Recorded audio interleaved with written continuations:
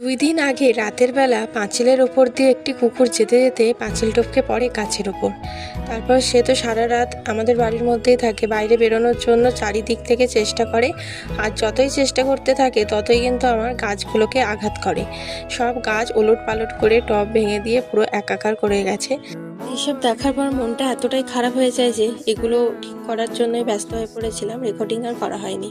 Aloe vera গাছটা তো আজকেই চোখে পড়লো, আর বাকি এই ডালগুলো রেখে দিয়েছিলাম, আজকে কাটিং হিসাবে বসিয়ে দিচ্ছি। এখান থেকে নতুন চারা গাছ নিশ্চয়ই হবে। যাই হোক, এই হলো আমার বাগানের অবস্থা।